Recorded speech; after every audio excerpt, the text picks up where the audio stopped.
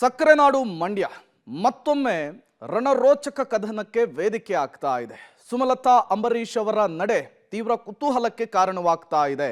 ಸುಮಲತಾ ಅವರಿಗೆ ಈ ಬಾರಿ ಬಿಜೆಪಿಯಿಂದ ಟಿಕೆಟ್ ಮಿಸ್ ಆಗಿದೆ.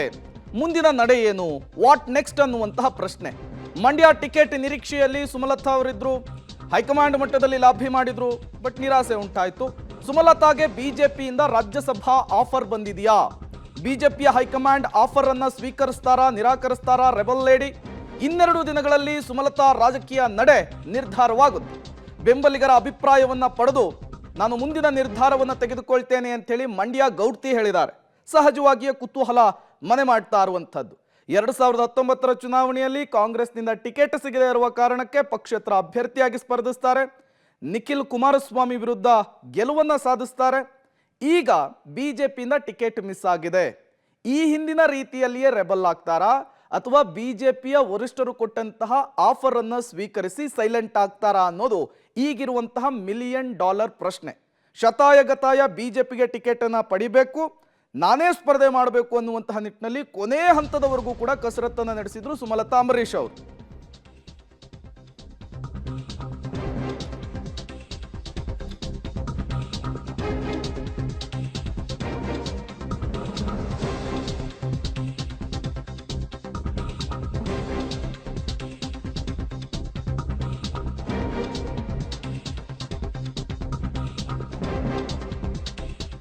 ಸಂಸದೆ ಸುಮಲತಾ ಮೈತ್ರಿಗೆ ಗೌರವವನ್ನ ಕೊಡಬೇಕು.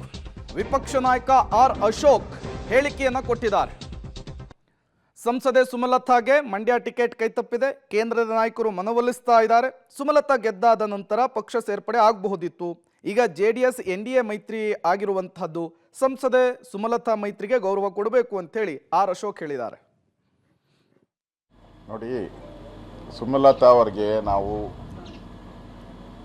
ಅವರ ಎಲೆಕ್ಷನ್ ನಿಂತಾಗೆ BJP ಎಲ್ಲೂ ಸಪೋರ್ಟ್ ಮಾಡಿರಲಿಲ್ಲ. ಕರ್ನಾಟಕದಲ್ಲಿ 28ಕ್ಕೆ 28 ಹಾಕಬೇಕು ಅಂತ ಹೇಳಿದಾಗೂ ಕೂಡ ನಾನು ಇನ್ಚಾರ್ಜ್ ಆಗಿದ್ದೆ, ಮಂಡ್ಯಾಗೆ ಇನ್ಚಾರ್ಜ್ ಆಗಿದ್ದೆ. ಮತ್ತು 15 ದಿನ ಅಲ್ಲೇ ನಾನು ಕೆಲಸ ಮಾಡಿದ್ದೆ. ನಾವು ಬೆಂಬಲವನ್ನು ಕೊಟ್ರಿ, ಓಪನ್ ಬೆಂಬಲವನ್ನು ಕೊಟ್ರಿ. ಅವರು ಗೆದ್ದಾದ ಮೇಲೆ 6 ತಿಂಗಳಲ್ಲಿ ಅವ್ರಿಗೆ ಅವಕಾಶ ಇತ್ತು.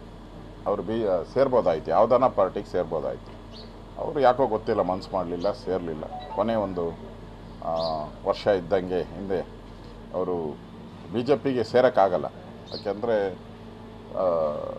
ಲೀಗಲಿ ಸೇರೋಕ್ಕೆ ಅವಕಾಶ ಇಲ್ಲ, 6 ತಿಂಗಳ ಒಳಗಡೆ ಸೇರಬೇಕು. ಅದರಿಂದ BJPಗೆ ಅವರು ಸೇರಿಲ್ಲ.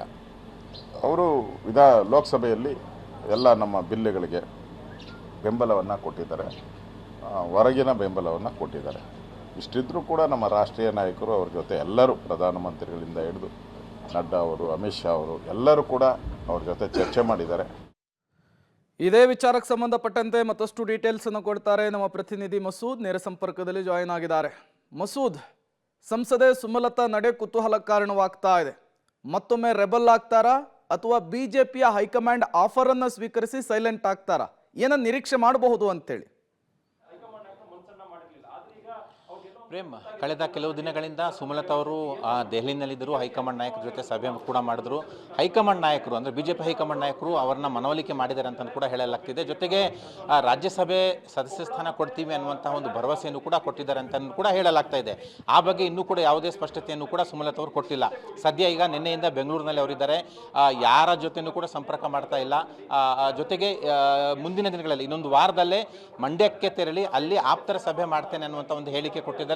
ಆಪ್ತರ ಸಭೆ ಮಾಡಿದ ನಂತರ ಏನು ತಮ್ಮ ಮುಂದಿನ ನಡೆ ಇದೆ ಅದನ್ನ ಹೇಳ್ತೇನೆ ಅಂತ ಕೂಡ ಹೇಳಿದ್ದಾರೆ.